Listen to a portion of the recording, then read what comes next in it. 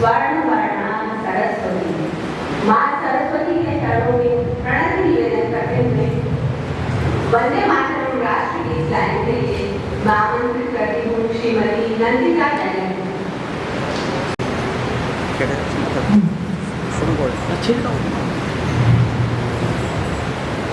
वंदे मातरम वंदे मातरम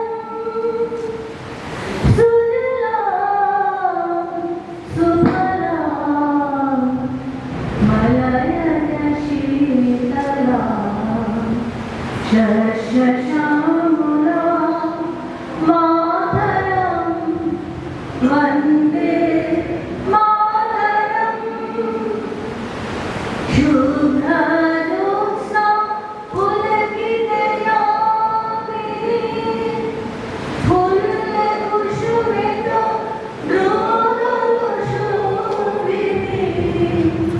सुहासिनी सुमधुर भाषिणी सुखदा वरदा मातरं वंदे मातरं कोटि कोटि कंठो कल कल निनाद कराते कोटि कोटि भुजे धृत खर खर वाले आपला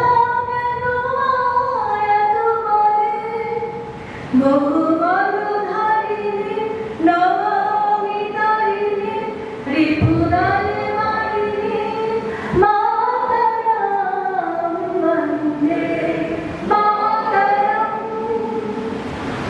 तुम्ही वेदा तुम्ही धर्म तुम्ही हृदय तुम्ही मर्म तुम्ही प्राण शरीरे बाहुते तुम्ही मां शक्ति हृदये तुम्ही मां भक्ति तुम्हारी प्रतिमा गोरी मंदिरे मंदिरे तमी दुर्गा दश प्रहरण धारिणी कमला कमल दल बिहारिणी मानी बीतनाई नमामि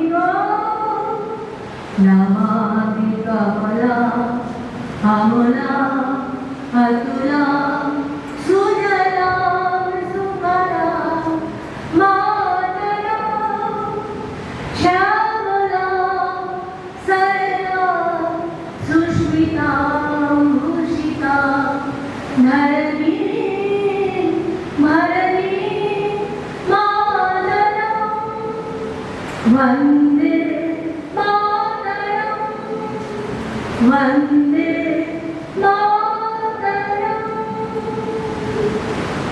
भारत माता की जय। मंचासीन ईश्वर से निवेदन है कि दीप प्रज्वलित कर कार्यक्रम का मंगल शुभारंभ।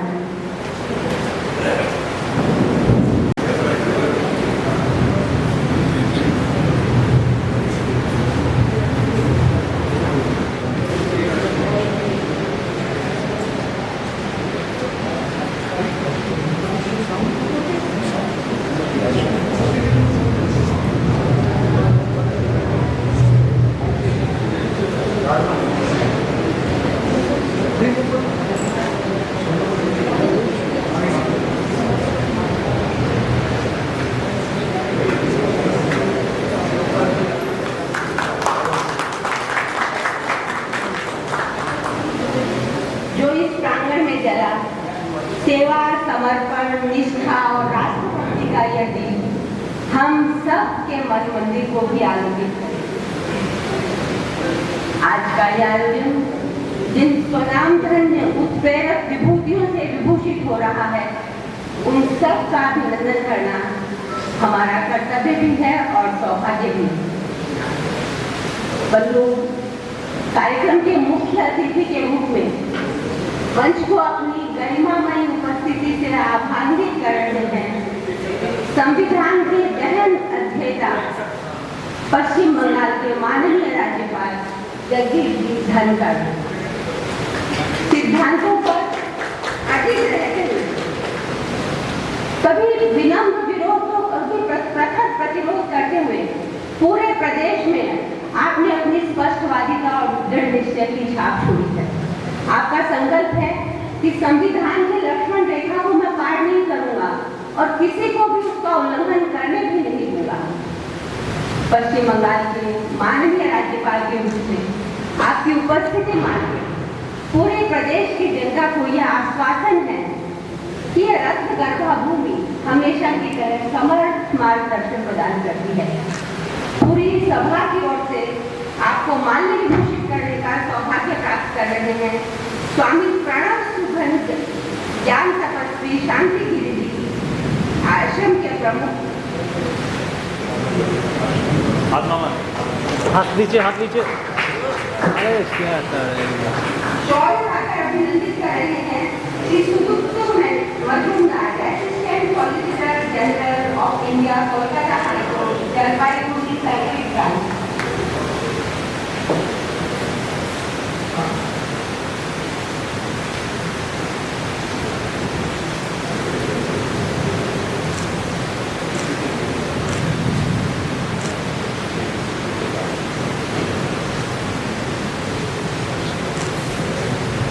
कोलकाता के सुप्रसिद्ध फिल्म निर्माता श्री अरिजीत दत्ता महोदय प्रतीक चिन्ह प्रदान कर आपको सम्मानित करेंगे।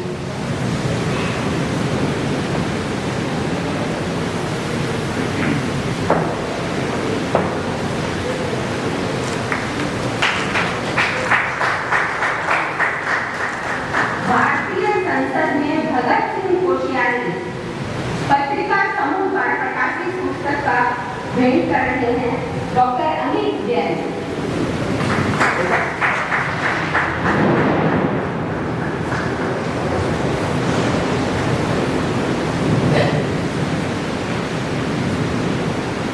माननीय राज्यपाल जी के पास में विराजमान है प्रदेश की प्रथम महिला श्रीमती सुजेश धनखड़, जो सही अर्थों में राज्यपाल जी की प्रेरक और पूरक है। सामाजिक कार्यों, बाल विकास और जैविक खेती में आपकी विशेष अभिरुचि है। श्रीमती शांता जी राठौरिया से निवेदन है कि वे माला पहनाकर आपको अभिनंदन करें।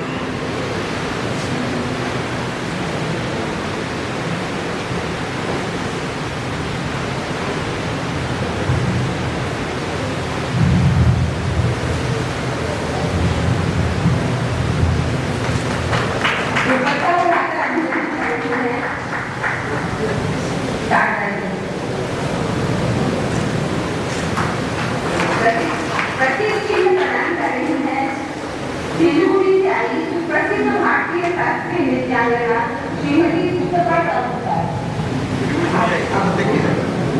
कोलकाता की श्रीमती सुतपा अलंकार।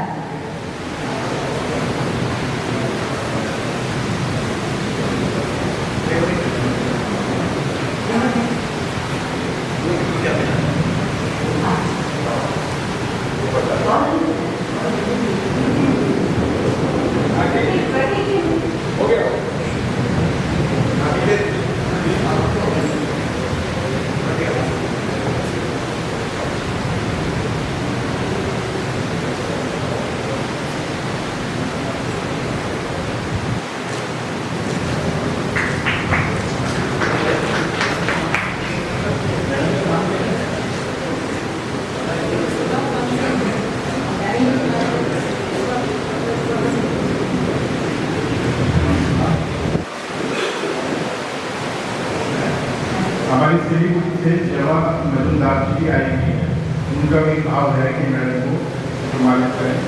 एक कृपया उनसे निवेदन है कि मंच पर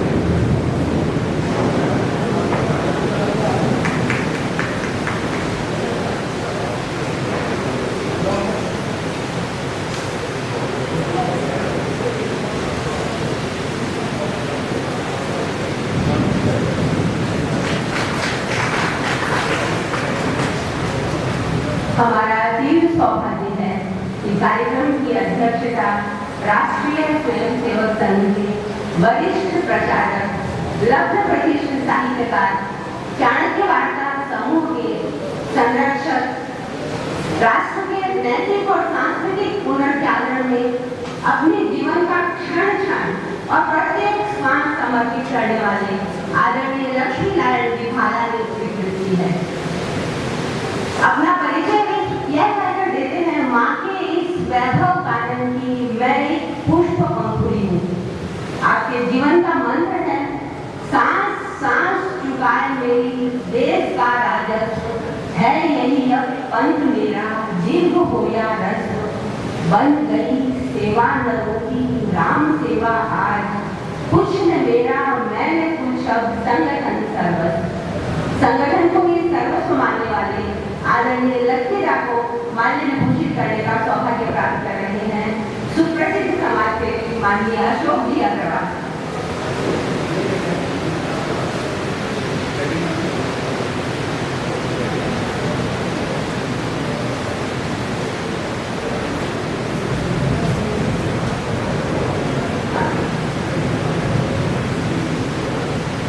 शॉल बढ़ाकर अभिनंदित करेंगे श्रीपुर से पधारे श्रीमान कैलाश जी खंडू। प्रतीक चिन्ह के लिए आगे आए श्री साकेत जी मुरादा। साकेत जी मुरादा के आगे आए।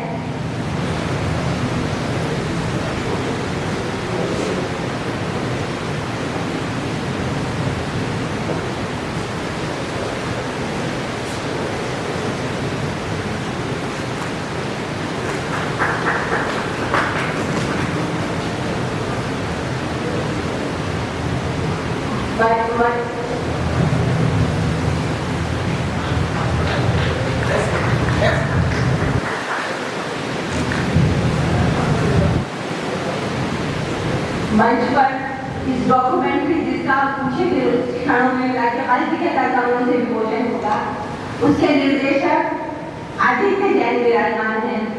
राज्यपाल महोदय से निवेदन है कि आदित्य जैन का अभिनंदन करें, आशीर्वाद प्रदान करें।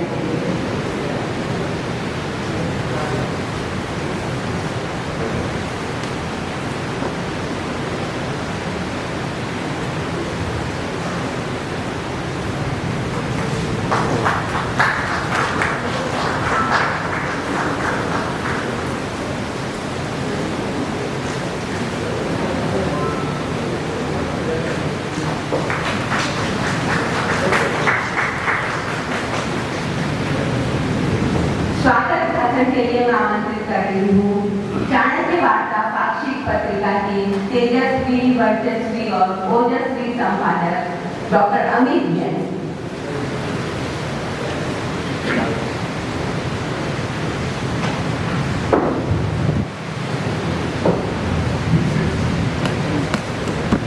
पावन पवित्र बंगाल की धरती को नमन करते हुए पश्चिम बंगाल राजभवन कोलकाता के गरिमामयी मंच पर विराजमान मुख्य अतिथि राज्य के प्रथम नागरिक माननीय राज्यपाल श्री जगदीप धनखड़ जी, राज्य की प्रथम महिला सरल स्वभावी श्रीमती सुदेव धनखड़ जी, समारोह की अध्यक्षता कर रहे वरिष्ठ साहित्यकार, चाणक्य वार्ता के संरक्षक, भारतीय संविधान के चित्रों के पीछे छिपे रहस्यों को उजागर करने वाले श्री लक्ष्मी नारायण भाला जी, चाणक्य वार्ता के इस समारोह में उपस्थित श्री सुदीप्त मजुमदार जी, श्री कैलाश कंदोई जी, श्री साकेत मुरादा जी जो सिलीगुड़ी से आए हैं और मुर्शिदाबाद से साहिल जैन जी, पूज्य स्वामी प्रणव सुधन जी, ज्ञान तपस्वी जी जो शांतिगिरी आश्रम केरल से यहाँ विशेष रूप से पधारे हैं, और इसके अतिरिक्त कोलकाता के स्वयं धन्य सुप्रसिद्ध फिल्म निर्माता अरिजीत दत्ता जी, श्रीमती सुष्पा तालुकदार जी, सुप्रसिद्ध भारतीय शास्त्रीय नृत्यांगना सिलीगुड़ी से आए अन्य विशिष्टजन, चाणक्य वार्ता के पश्चिम बंगाल प्रभारी श्री दिलीप बैनर्जी, श्रीमती नंदिता बैनर्जी, चाणक्य वार्ता के विशेष सहयोगी एवं कार्यक्रम संयोजक सुमेर कोकायस जी एवं सभागार में उपस्थित सभी विशिष्ट जनों का मैं चाणक्य वार्ता समूह की ओर से हार्दिक अभिनंदन और स्वागत करता हूँ। आज आतंकवाद विरोधी दिवस के अवसर पर आयोजित इस समारोह में श्री लक्ष्मीनारायण भाला के संविधान के चित्रों पर आधारित डॉक्यूमेंट्री एवं चाणक्य वार्ता के पश्चिम बंगाल विशेषांक का लोकार्पण माननीय राज्यपाल महोदय के कर कमलों द्वारा अभी संपन्न होगा। चाणक्य वार्ता का कोलकाता से संबंध इसकी स्थापना से जुड़ा है। सन 2015 के अंतिम महीनों में जब हमारी टीम ने एक पाक्षिक पत्रिका निकालने का निर्णय लिया तो RNI को दिए जाने वाले फॉर्म में भरे जाने वाले 5 नाम अंग्रेजी में थे, जिनमें इंडिया पोस्ट, इंडिया न्यूज आदि नाम सोचे गए थे। जब यह सब तैयारी चल रही थी, उसी बीच हमारे पूर्व परिचित कोलकाता निवासी श्री दिलीप बनर्जी मुझसे मिलने आए। मैंने यह सब योजना उनको बताई। इस पर श्री बनर्जी ने कहा कि नाम हिंदी में रखना उचित होगा। मैंने कहा कि मेरे ध्यान में तो कोई नाम नहीं है, आप कोई नाम बताएं। श्री बनर्जी के मुख से निकला चाणक्य वार्ता। नाम रखना अच्छा रहेगा। मैंने उनकी बात सुनी और कहा कि कल हम फॉर्म भेज रहे हैं, उसमें यह नाम भी भेज देंगे। अगले दिन हमने सूची में 5वें नंबर पर यह नाम भेजा और आशा यह थी कि फर्स्ट, सेकंड अथवा थर्ड में से ही कोई नाम मिल जाएगा जो अंग्रेजी में होगा। इसके लिए एक ठोस सिफारिश भी RNI के DG श्री खान को कराई गई और उन्होंने फर्स्ट नाम देने पर अनऑफिशियली सहमति भी प्रदान की। हम संतुष्ट थे, लेकिन सब कुछ करने के बाद भी जब लगभग 1 माह उपरांत RNI का पत्र आया तो उसमें नाम आवंटित किया गया चाणक्य वार्ता। सुखद आश्चर्य हुआ। नियति की योजना समझ में आ गई कि किसी ईश्वरीय शक्ति ने ही उस दिन दिलीप दा को भेजा था और उनके मुख से तत्काल निकला नाम ही अब सदैव हमारे साथ साथ देश और दुनिया से जुड़ेगा। चाणक्य वार्ता नाम चुनौतियों से जुड़ा था। आचार्य चाणक्य ने हमारे देश को अखंड बनाने के लिए युगों पहले जो स्वप्न देखा था उसे हमें साकार करना था। इसी चिंतन के आधार पर 1 जनवरी 2016 को चाणक्य वार्ता के प्रथम अंक का आगमन हुआ, जिसका विमोचन 4 जनवरी 2016 को कॉन्स्टिट्यूशन क्लब नई दिल्ली में केंद्रीय संस्कृति, पर्यटन व नागरिक उड्डयन मंत्री डॉक्टर महेश शर्मा जी के कर्तव्यों द्वारा हुआ। इसी वर्ष हमने संकल्प किया कि भारत के सभी राज्यों पर केंद्रित विशेषांकों का प्रकाशन हम करेंगे, जिससे हमारे राज्यों की समृद्धशाली संस्कृति, इतिहास, भाषाएं, रीति रिवाज, विविधता से भरी परंपराएं, जीवन शैली, लोक विरासत, पर्यटन व धार्मिक स्थान एवं राज्यों के महान महापुरुषों को देश और दुनिया के सामने शोधपूर्ण ढंग से रखा जा सके। इस कार्य में हमें विगत 6 वर्षों में विशेष सफलता प्राप्त हुई और हमने 26 राज्यों पर विशेषांक प्रकाशित किए। पश्चिम बंगाल पर प्रकाशित हमारा यह 27वां विशेषांक है जो आपके सामने है। विमोचन उपरांत इसकी कॉपी आप सभी को उपलब्ध कराई जाएगी। राज्यों के विशेषांकों के प्रकाशन के साथ ही हमने इनके विमोचन समारोह भी इन राज्यों की राजधानी में आयोजित कराए। 2016 में राष्ट्रीय राजधानी नई दिल्ली सहित सभी उत्तर भारतीय राज्यों राजस्थान, उत्तर प्रदेश, उत्तराखंड, हरियाणा, चंडीगढ़, जम्मू कश्मीर, पंजाब व हिमाचल प्रदेश में भव्य आयोजन किए गए। राजस्थान में तत्कालीन राज्यपाल श्री कल्याण सिंह जी, उत्तर प्रदेश में तत्कालीन राज्यपाल श्री राम नाईक जी, उत्तराखंड में तत्कालीन मुख्यमंत्री श्री हरीश रावत जी, हरियाणा में तत्कालीन राज्यपाल प्रोफेसर कप्तान सिंह सोलंकी जी, जम्मू कश्मीर में उप मुख्यमंत्री डॉक्टर निर्मल सिंह जी, पंजाब में केंद्रीय वित्त राज्य मंत्री अर्जुन राम मेघवाल जी, हिमाचल प्रदेश में तत्कालीन राज्यपाल आचार्य देवव्रत जी इन समारोह में पधारे और उन्होंने हमें अपना आशीर्वाद प्रदान किया। चाणक्य वार्ता के राज्य विशेषांकों का विमोचन, विकास की ओर बढ़ता राज्य और राज्य की चुनौतियां विषय पर परिचर्चा एवं आचार्य चाणक्य अवार्ड, किस प्रकार से हमने कार्यक्रमों की थीम सभी राज्यों में बनाई। 2016 के उपरांत 2017 में पूर्वोत्तर के 8 राज्यों असम, मेघालय, त्रिपुरा, अरुणाचल, नागालैंड, मिजोरम, मणिपुर, सिक्किम में भी इसी भव्यता के साथ आयोजन हुए। 2018 में दक्षिण भारत के 6 राज्यों कर्नाटक, तमिलनाडु, आंध्र, तेलंगाना, केरल और पांडिचेरी में भी इसी प्रकार के भव्य आयोजन हुए, जिसमें मैं समझता हूँ कि जो चेन्नई का जो कार्यक्रम था वो बहुत ही अद्भुत हुआ, जिसमें 700 की उपस्थिति थी और तत्कालीन हमारे राज्यपाल श्री बनवारीलाल पुरोहित जी ने आकर के उसमें बहुत ही हमें उत्साहवर्धन किया था।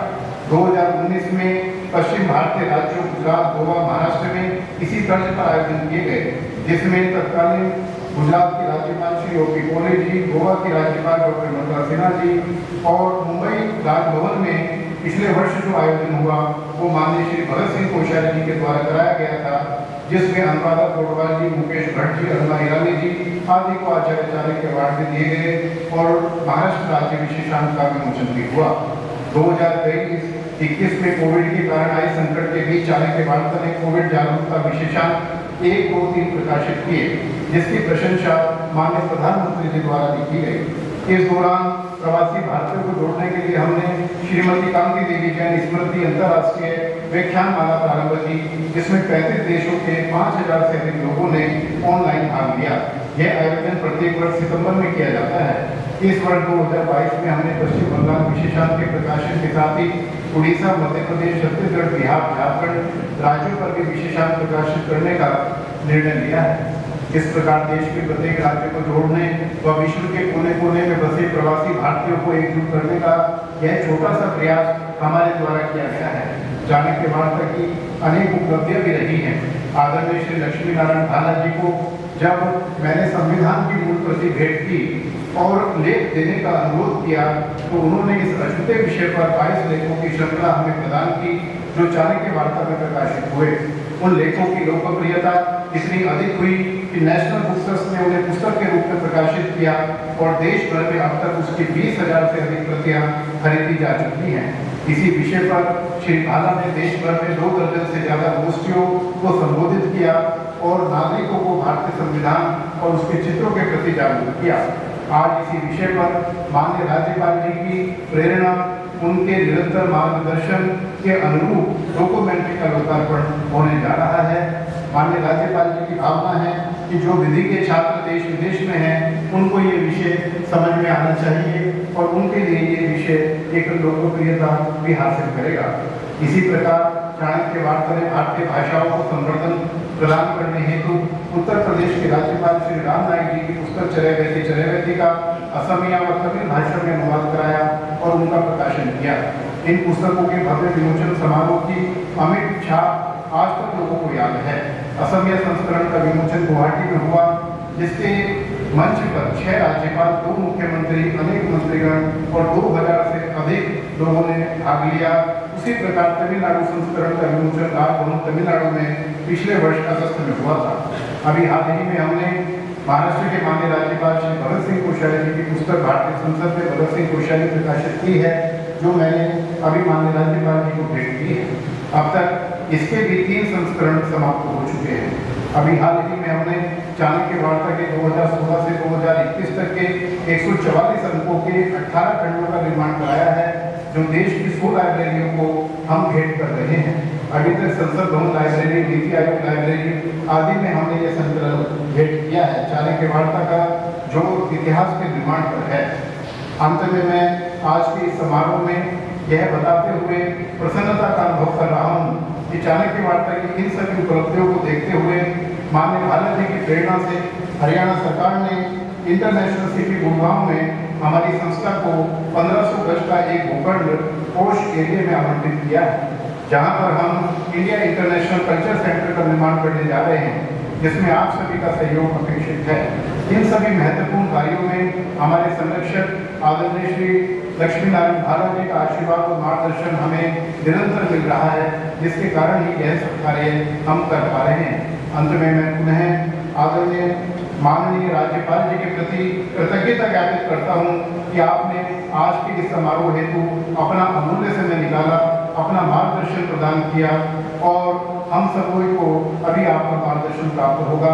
अंत में मैं परम आदरणीय श्री विष्णुकांत शास्त्री जी को मैं स्मरण करूंगा कि जिनका स्नेह और आशीर्वाद उत्तर प्रदेश के राज्यपाल के तौर पर मुझे बहुत प्राप्त हुआ। हमारे आवास पर भी उनका आगमन हुआ और उनकी जो छोटी छोटी बातें थी उनको मैं जीवन में अपनाने की बहुत प्रयास करता हूँ। उनका स्मरण करते हुए मैं अपनी बात समाप्त करूँगा। जय हिंद।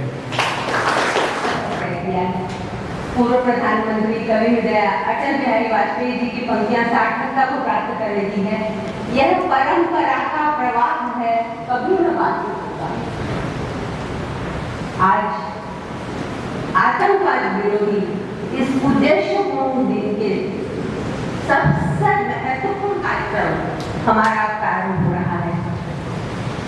बंधुओं, इसी राजभवन में संविधान के सारगर्भित और गहन चित्रों के विवरण पर आधारित लिखी हुई लक्ष्मी रानी भाला की पुस्तक भारतीय संविधान भाव और रेखांकन पर डॉक्यूमेंट्री का निर्माण हुआ था। कह सकते हैं कि यह डॉक्यूमेंट्री माननीय राज्यपाल जी की भावनाओं का सुंदरतम प्रतिफल है। माननीय राज्यपाल महोदय से ही निवेदन है कि वे इस डॉक्यूमेंट्री के पेन ड्राइव का विमोचन करें।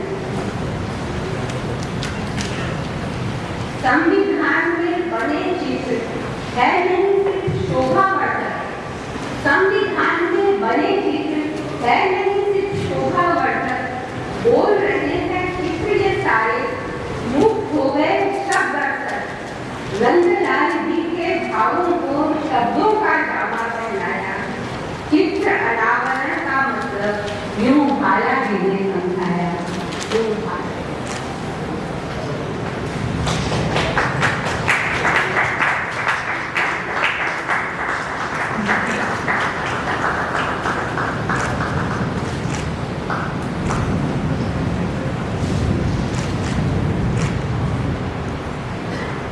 पुनः राज्यपाल जी से निवेदन है कि चाणक्य वार्ता काशी के पश्चिम बंगाल विशेषांक का भी अपने महनीय कर्तव्यों से विमोचन करवाएं। बंधुओं, इस पत्रिका में पश्चिम बंगाल की ऐतिहासिक पृष्ठभूमि, सांस्कृतिक विरासत, वेशभूषा, खान पान, पर्यटन स्थल, स्वतंत्रता संग्राम में प्रांत का अप्रतिम योगदान, उन वीरों का परिचय है जिनकी वजह से बंगाल पूरे विश्व में समाजित हुआ, सब कुछ समाजित है। टीवी कलेवर में इतनी पठनीय सामग्री का समावेश कुशल संपादन का द्योतक है। कुल मिलाकर यह अपने आप में गागर में सागर है। सुंदर संचयन संकलन के लिए कोटि शुभकामनाएं। आज के पावन दिन राज्यपाल जी के कर्तव्यों से दो महत्वपूर्ण कार्यों का संपादन हुआ है। महामहिम के कर कमलों से द्वै शुभ कार्यों का लोकार्पण, महामहिम के कर कमलों से द्वै शुभ कार्यों का लोकार्पण निश्चय तय यह पुण्य घड़ी है। हुए पुरस्कृत युगल समर्पण, हुए पुरस्कृत युगल समर्पण। चाणक्य वार्ता परिवार आपको अपने बीच पाकर सचमुच गहन कृतज्ञता की अनुभूति कर रहा है। विश्वास है ये डॉक्यूमेंट्री और ये विशेषांक जन जन को अपने अधिकारों और कर्तव्यों के प्रति एक नई चेतना और जागृति उत्पन्न करेगा। प्रेरणा के इन पावन क्षणों में अध्यक्षीय वक्तव्य के लिए मैं आमंत्रित कर रही हूँ आदरणीय लक्ष्मी नारायण सिंह भाला। उपस्थित सभी को प्रणाम करने से पहले इस मंच की शोभा बढ़ाने वाले माननीय प्राध्यापक उनकी अर्धांगिनी अर्थात इस प्रदेश की नागरिक महिला, इस कार्यक्रम के आयोजक पत्रिका के संपादक डॉक्टर अमित जैन और जिस डॉक्यूमेंट्री का निर्माण पिछले 1 वर्षों से हम प्रतीक्षा कर रहे थे, लेकिन जिनको सौंपा गया था वो किसी कारण से कर नहीं पा रहे थे और अंततः केवल 40 दिनों के भीतर जिन्होंने रात दिन परिश्रम करके और 55 मिनट की डॉक्यूमेंट्री बना दी, ऐसे श्री आदित्य जैन, सामने बैठे हुए सभी महानुभाव, जिनमें विशेष रूप से शांतिगिरी आयुर्वेद वैद्यशाला के प्रमुख तपस्वी जी हैं, श्री राजा कुमार साहब पुस्तकालय, जिसके मंच से मेरे भाषण के बाद माननीय राज्यपाल जी को ऐसी एक इच्छा उनकी होने लगी इस विषय पर एक डॉक्यूमेंट्री बननी चाहिए। उस कार्यक्रम के उस सम्मेलन के कुछ पदाधिकारी उपस्थित है। विवेकानंद विद्या विकास परिषद जो कि बंगाल में मातृभाषा के माध्यमिक विद्यालयों का एक ज्ञान फैला रखा है, ऐसे संगठन के कुछ लोग यहाँ उपस्थित है, कुछ लोग किया गया है। वनवासी कल्याण आश्रम जो कि प्रदेश का एक उपेक्षित ऐसा क्षेत्र रहा है, उसमें जिन्होंने काम किया है, उन संगठन के लोग यहाँ उपस्थित हैं। ग्राम संपत्ति फाउंडेशन और गौ सेवा परिवार, उसके भी लोग उपस्थित हैं। इसके सिवा स्वस्तिका जो एक राष्ट्रवादी पत्रिका है, उसके प्रारंभ पुरुष श्री विजय कुमार आद्य, रविंद्र साहित्य के हिंदी अनुवादक श्री सुरेश चौधरी, सत्यजीत राय की परंपरा के वाहक श्री अरिजीत दत्त, उड़ीसी नृत्य विभाग की प्रेरणादात्री श्रीमती सुतपा तालुकदार और आर्य समाज के ध्वजावाहक तथा जिनके परिवार को 2018 में आदर्श आचार्य परिवार इस प्रकार का सम्मान प्राप्त हुआ है, ऐसे श्री आनंद देव आर्य और इनके सिवा और भी कई लोग यहाँ उपस्थित हैं। सबके नाम गिनाऊंगा क्योंकि कोई भी किसी से कम नहीं है, लेकिन फिर भी ये नाम मैंने इसलिए गिनाया कि इनको 7 दिन या 10 दिन बाद आचार्य सम्मान से पुनः एक बार सम्मानित किया जाएगा। उन सबकी उपस्थिति में आज जो कार्यक्रम हो रहा है, इस कार्यक्रम के बारे में मेरा अधिक कहना शायद ठीक नहीं होगा, क्योंकि जब ऐसा ही कार्यक्रम भोपाल में हुआ और भोपाल में मैंने काफी साहित्य रचना की है, संबंधित 6 पुस्तक वहां बैठकर लिखा है, तो वहां कई साहित्यकारों से मेरा मिलना जुलना और संपर्क रहा है।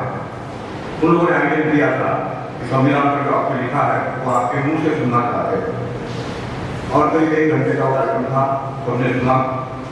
सुनने का जो अध्यक्ष थे वो अपने अध्यक्ष भाषण में उन्होंने जो कहा, सब चौंक गए।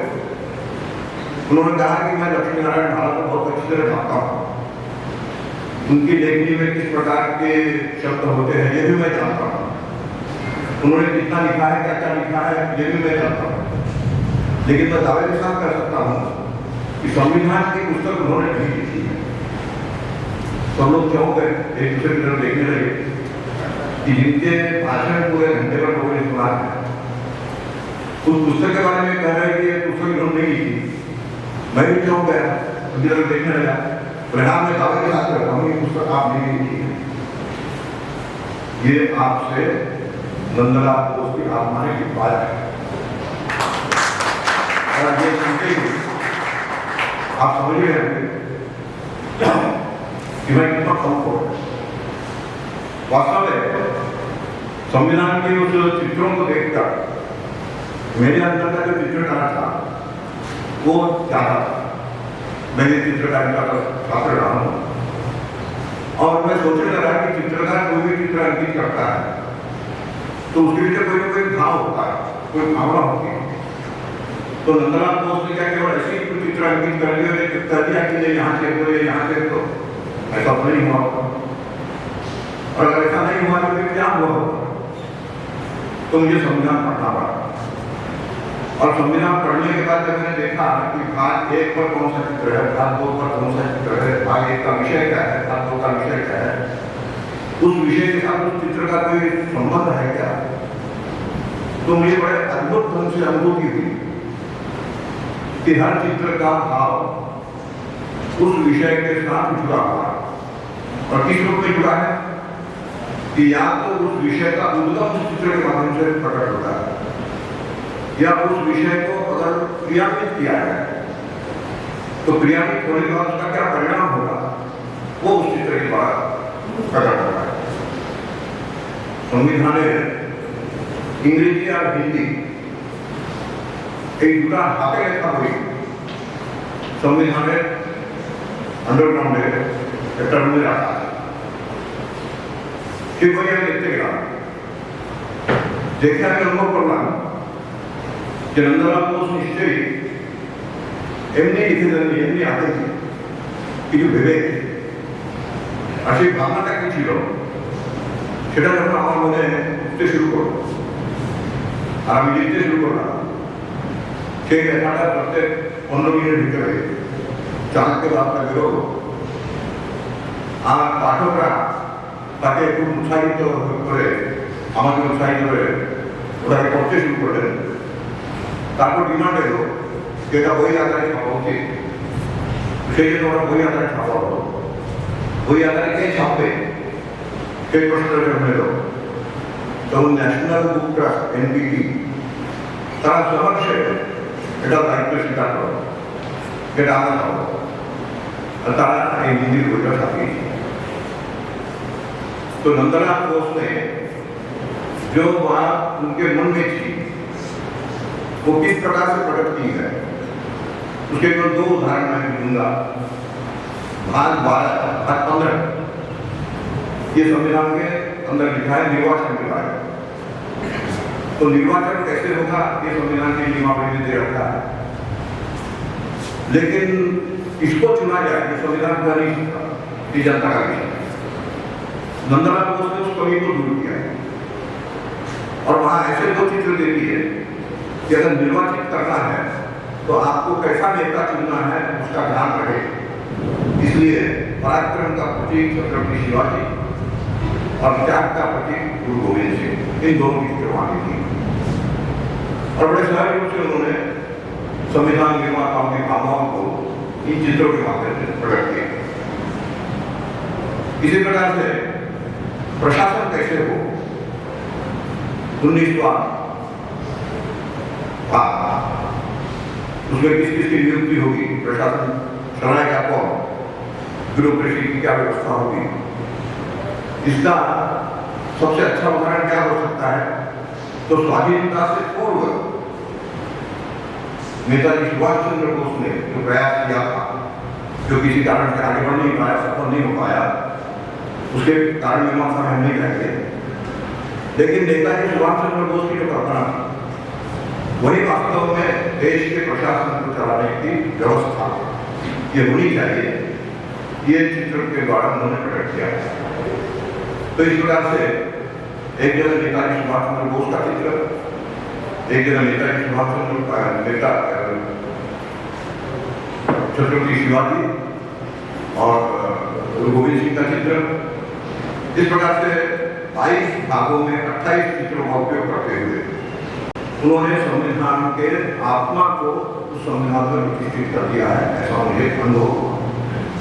और ये उसी अनुभूति का परिणाम है कि पुस्तक लिखी गई। कई लोग पूछ रहे हैं कि पुस्तक कहाँ मिलेगी, तो नेशनल बुक ट्रस्ट इसको ऑनलाइन ये पुस्तक बेचते हैं, उनके ऑर्डर देकर आप लोग खरीद सकते हैं। लेकिन आज का जो विषय है वो है यहाँ 5 घंटे मेरा शूटिंग होने के बाद उसका एडिटिंग करके 55 मिनट की जो सीडी बनी है या जो डॉक्यूमेंट्री बनी है, उस डॉक्यूमेंट्री का ये लोकार्पण है। ये डॉक्यूमेंट्री कहाँ से मिलेगी, कैसे मिलेगी, ये जो निर्माता है चाणक्य वार्ता समूह, उनके माध्यम से आप लोगों को जानकारी मिल जाएगी। लेकिन मैं समझता हूँ कि राज्यपाल महोदय उन्होंने इसके बारे में जो भी सोचा होगा, इसको आगे कैसे बढ़ाना है, कैसे करना है, इसका उपयोग क्या हो सकता है, अधिक से अधिक कैसे उपयोग किया जा सकता है, इस विषय में उनकी जैसी योजना होगी उसी प्रकार हम काम करेंगे। बस इतना ही कहकर मैं अपनी बात पूरी करता हूँ। मैं समझता हूँ कि अभी बहुत अधिक बोलने की बजाय हम आपसे राज्यपाल महोदय सुने तो बहुत अच्छा होगा। धन्यवाद।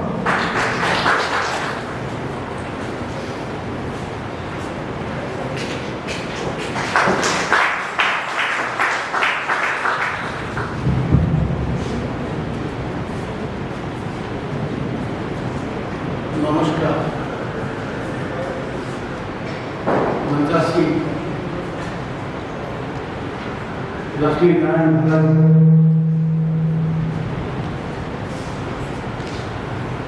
डॉक्टर विराजमान और मेरे सामने महानुभाव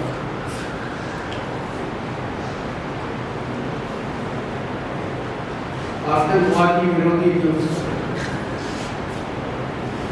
ऐसे मौके पर संविधान के एक महत्वपूर्ण हिस्से को जनता के समक्ष सार्थक रूप से लाने का करते उसका लोकार्पण होना बहुत कुछ इंगित करता है। मैं इंटरनेशनल दिव्य परिवार सोसाइटी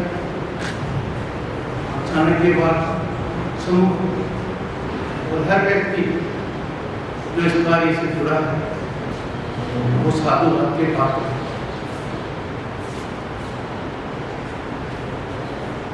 कानून जगत में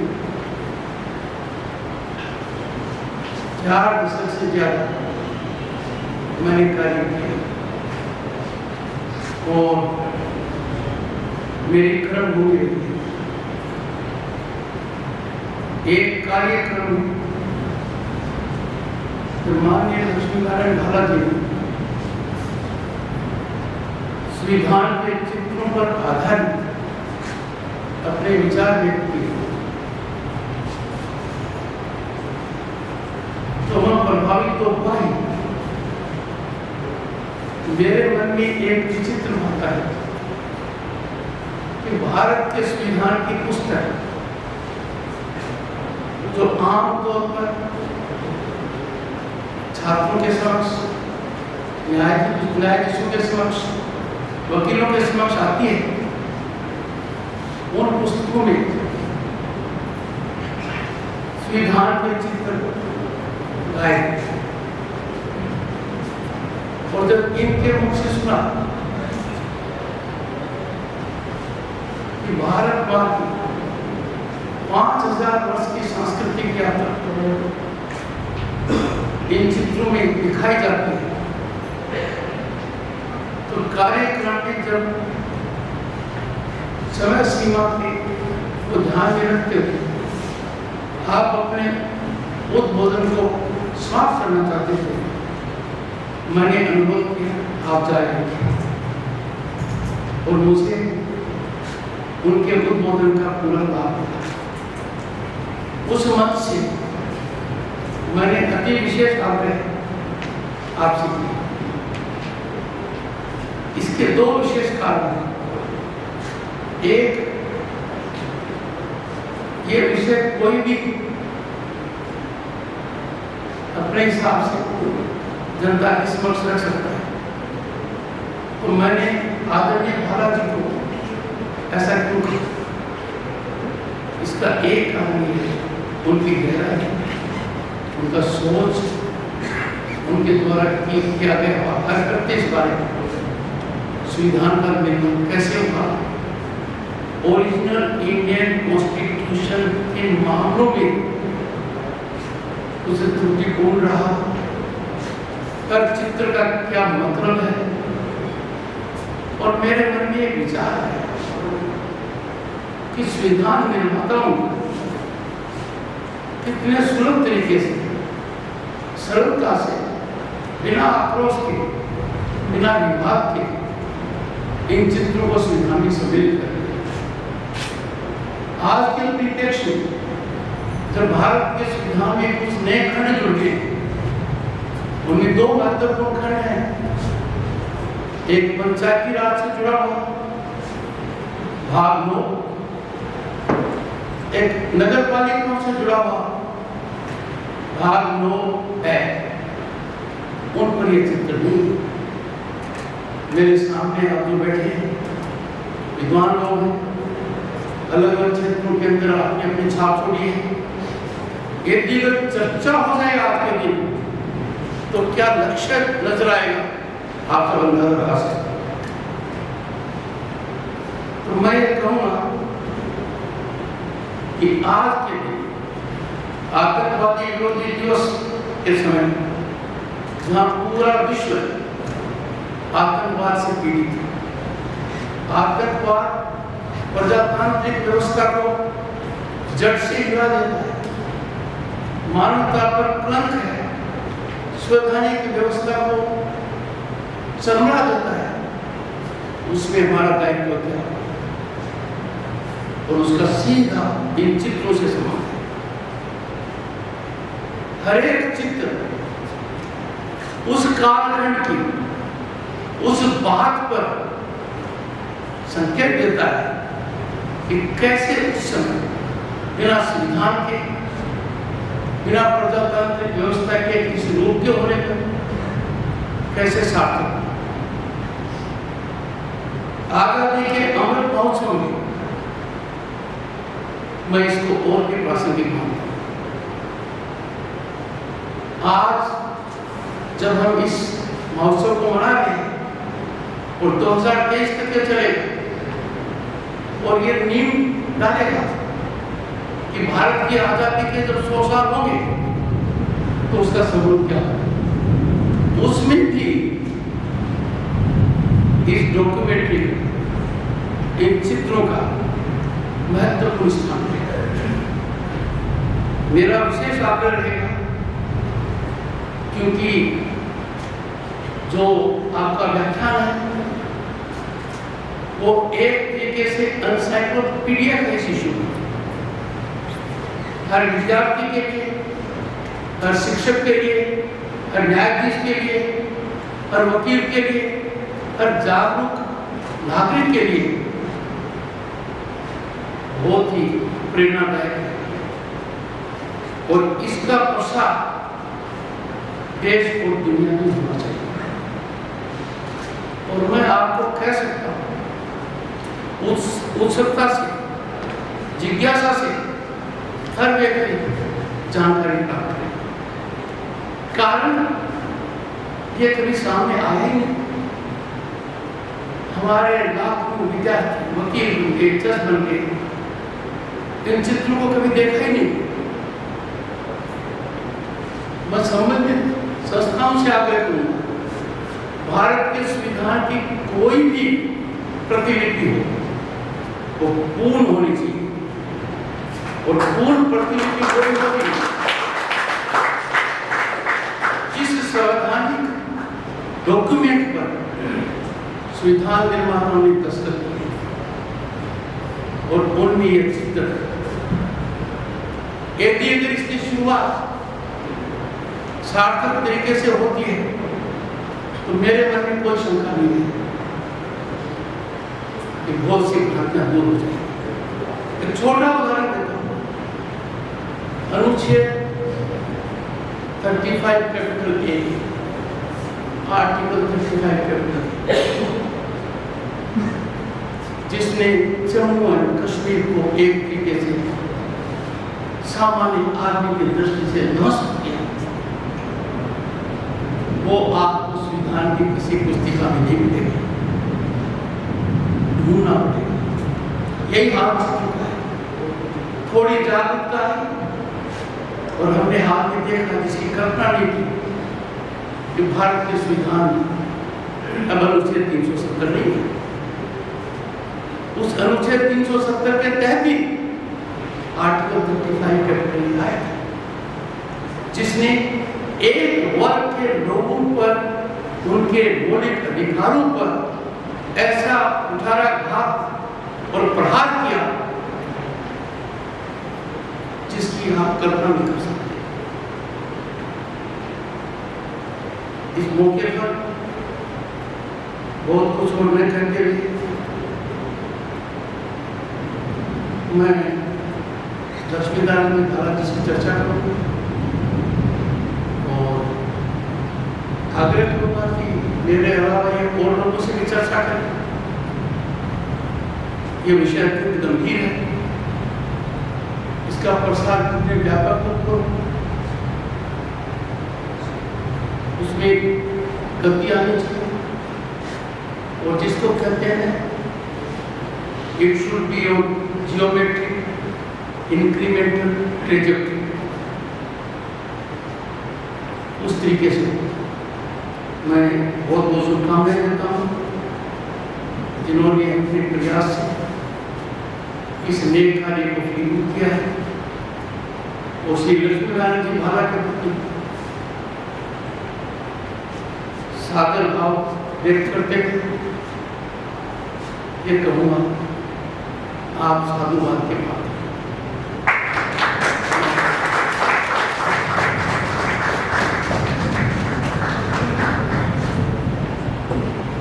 इस भाव समृद्ध परिवेश में माननीय राज्यपाल जी के आशीर्वचनों से हम सब कृतार्थ हुए। हमारा मन मस्तिष्क जैसे यज्ञ की पूर्णाहुति के धुएं से सुवासित हो गया। हम कामना करते हैं कि आपकी प्रज्ञा के आलोक में मानवीय चेतना युगों युगों तक ज्योति की यात्रा में यात्राई होगी।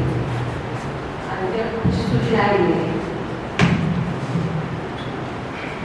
अभी माननीय राज्यपाल महोदय ने जो प्रेरणा प्रदान की है, मैं माननीय राज्यपाल महोदय को आश्वासन देना चाहूँगा कि जो आपकी भावना है उसको पूरा करने में हम पूर्णतः जितना भी हो सकेगा प्रयास करेंगे।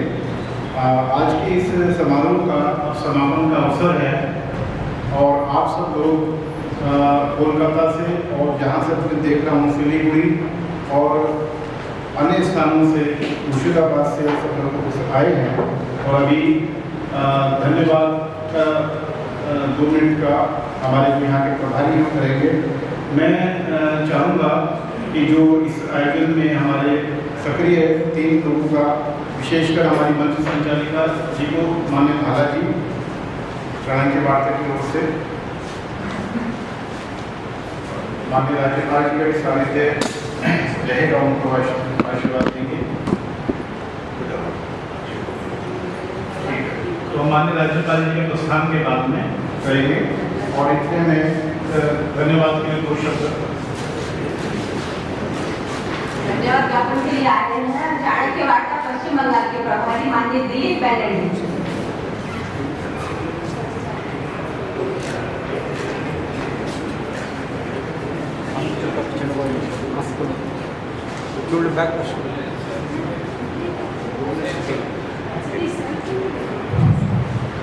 নমস্কার।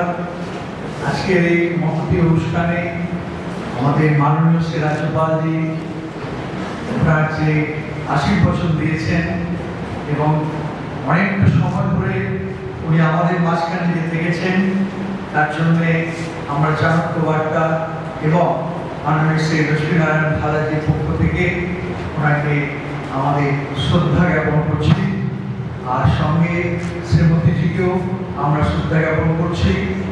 আর এখানে পশ্চিমবাংলাতে কলকাতাতে এসে আমাদের চাণক্য বার্তার এডিটর শ্রী অমিত জয়েন্দ্রী, উনি যে আমাদের মাঝে আর বাংলাতে বিশেষ করে বাংলার গুরুত্ব দিয়ে যে বিশেষ সংখ্যা প্রকাশ করেছেন, তার জন্য ওনাকেও আমরা ধন্যবাদ জানাচ্ছি। মাননীয় শ্রী ভালাজি আজকে এসেছেন, উনি দিল্লিতেই থাকেন।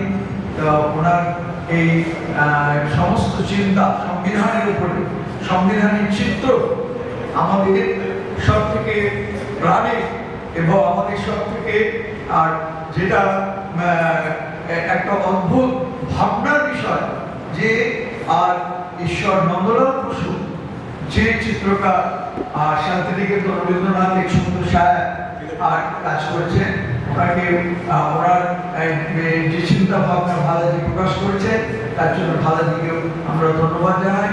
আর বাকি সমস্ত উপস্থিত বড়কেও আমরা ধন্যবাদ জানাচ্ছি আমাদের অনুষ্ঠানে সময় দেওয়ার জন্য। নমস্কার। एक स्वर में हम सब राष्ट्रगान करेंगे।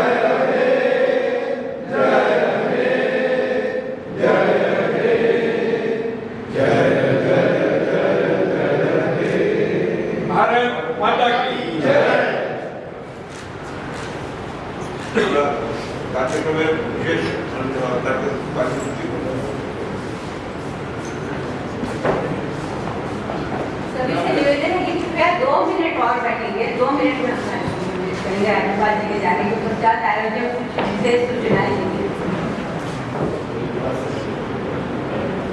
इधर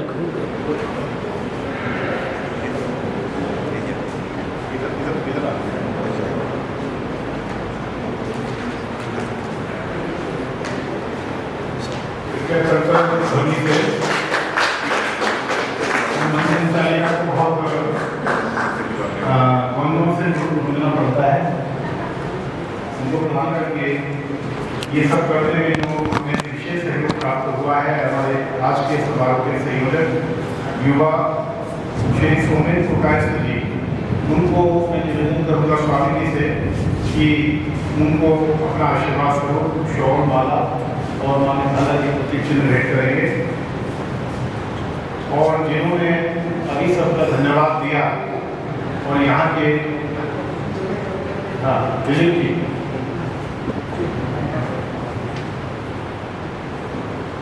उन्हें भी भारत का आशीर्वाद दे रहे हैं और पीछे जाने भेंट कर रहे हैं। मैं बहुत बहुत धन्यवाद दूंगा हमारे श्री दिलीप दयाल जी, जिनके विषय में मैंने अपने संबोधन में बताया कि जो हमारे मुख्य स्तंभ है, उनको भी आशीर्वाद स्वरूप स्वामी जी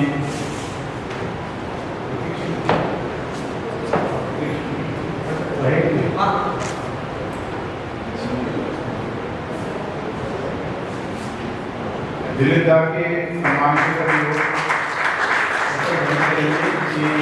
अस्वस्थता के कारण भी आप इस आयोजन में बढ़ चढ़ करके आपने कार्य किया और आज के इस आयोजन को सफल बनाया। और मैं स्वामी जी का भी विशेष आभारी हूँ कि इतने दूर से आकर के हमारे मंदिर में आपने समय प्रदान किया। और स्वामी जी से भी मैं 2 शब्द के लिए निवेदन करूँगा और फिर ये कार्यक्रम समाप्त होकर बाहर निकलते ही तो जलपान की व्यवस्था है, वो सब लोग जलपान लेंगे, वहीं पर चर्चा होकर के प्रस्थान करेंगे। और जो चाणक्य वार्ता का विशेषांक आज आपको भेंट किया गया है, उसमें अपेक्षा है कि आप अपनी प्रतिक्रिया जो है वो हमें अवश्य देंगे, जिससे आगे बढ़ करके इसमें और सुधार किए जा सके। स्वामी अध्यक्ष के नाते थोड़ा बदल करने का अधिकार मेरा है, इसलिए स्वामी जी के संबोधन से पहले मैं स्वामी से अनुरोध करूँगा कि उनकी इच्छा के अनुसार, क्योंकि इस पूरे कार्यक्रम की भव्यता और इसकी गरिमा देखकर या सुनकर भी उन्होंने पहले से तय कर रखा था कि इसके आयोजकों का मैं जरूर सम्मान करूँगा। तो उनके आयोजक क्योंकि स्वयं अमित जी है, और इसलिए मैं स्वामी से अनुरोध करता हूँ कि उनकी इच्छा को अभी पूरी कर दें।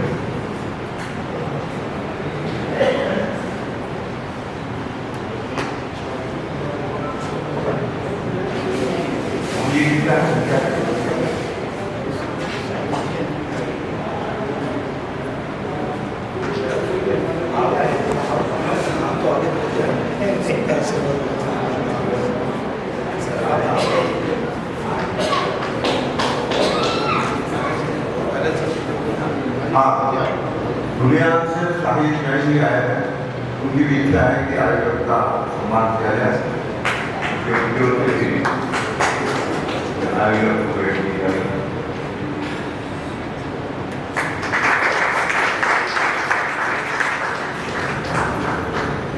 धन्यवाद। अब स्वामी जी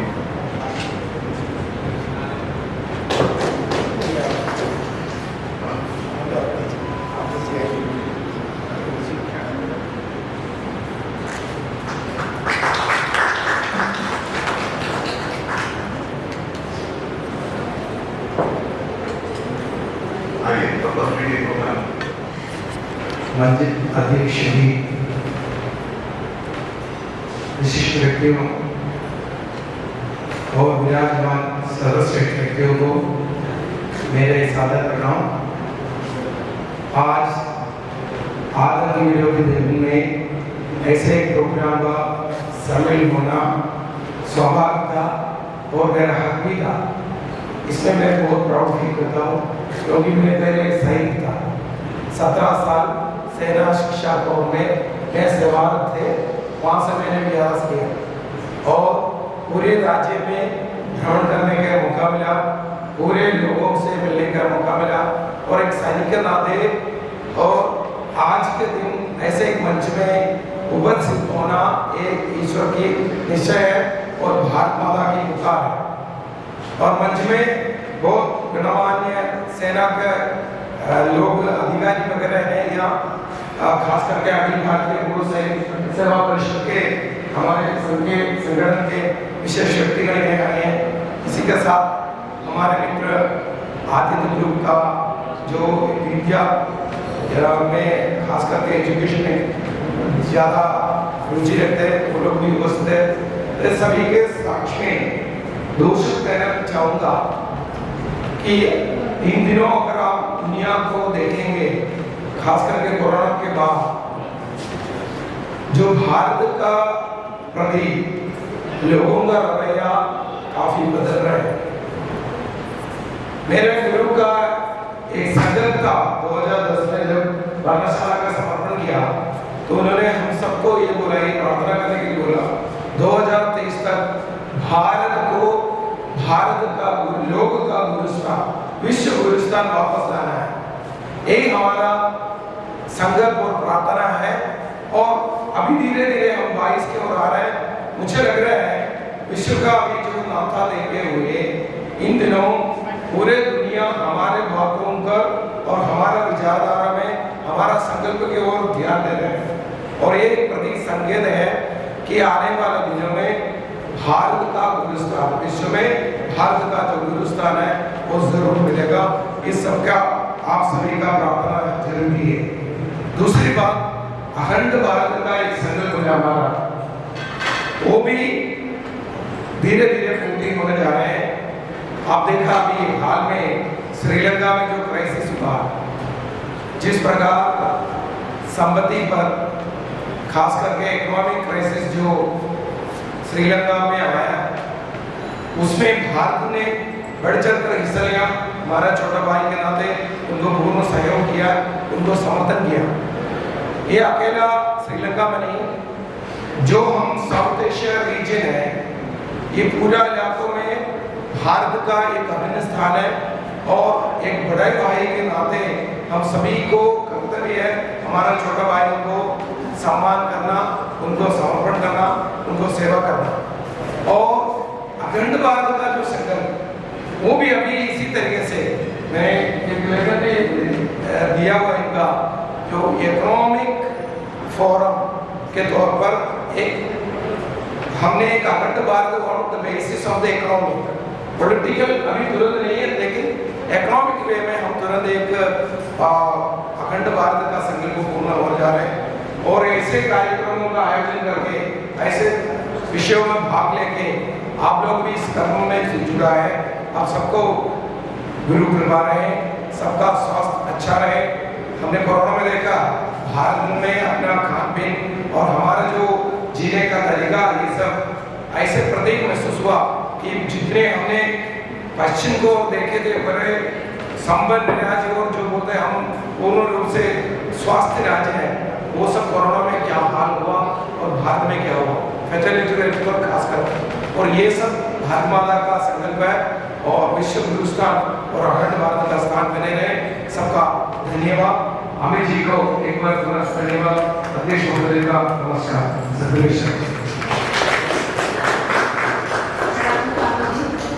आपके आशीर्वादों में जो आपने प्रोग्राम था उससे हम सब सराहनीय होंगे। हम सब आपकी प्रेरणानुसार मिलकर दिव्य भव्य भारत के निर्माण हेतु प्रतिबद्ध बनेंगे। इसी भावना के साथ आज का कार्यक्रम हम यहीं पे विराम देंगे। आज के कार्यक्रम